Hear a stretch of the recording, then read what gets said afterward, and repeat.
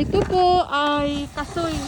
Paano lutuin at para makuha yung kasoy na seed na buto.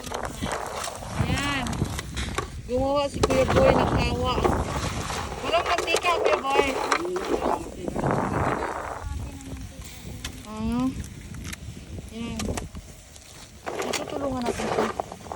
Kasi bakit? Kailangan makita ko na huhulog. Ayun!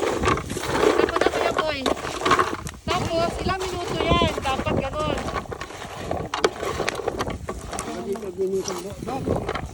Paano malaman na luto na? Masusunog? Oo, kapit.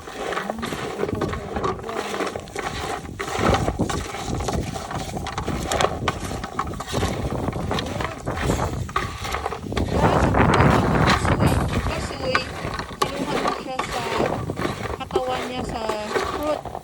Yan ang kanyang seed na nasa ulo.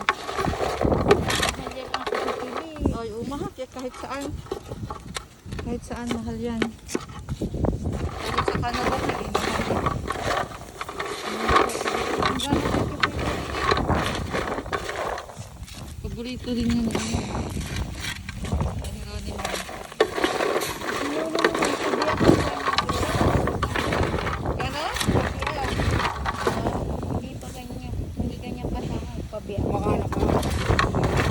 Hindi pwede yung ano, yung papel, mamagyan ng babaw ng lagyan ng papel sa ibabaw? Para, ayun na Kuya Boy, mahuhulog na. Para, ay, ayan na, nalaglag na po. Itaas mo.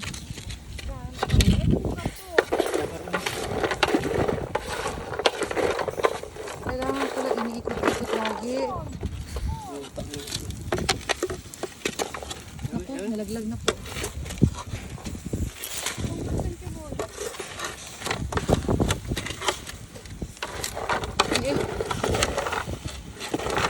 Nalalaglag na.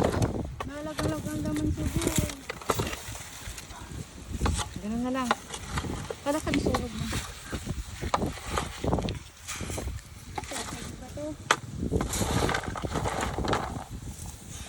Tapos tayo mag-iisip. Tatakpan pala yan? Hindi natakpan yan. Ah, susunugin. Lalagyan ng apoy sa babaw. Ay, ibig sabihin dapat nakaapoy. Sa ibabaw, apat aapoy. Aapoy yan. Oo nga, nakita ko yan noon. Bata pa ako. Sa taas, sa akli. Taas ang bulong pala. Dito marami oh. Kuya Boy dyan. Ayan. Ay, kasi ba narin yan? Ayan.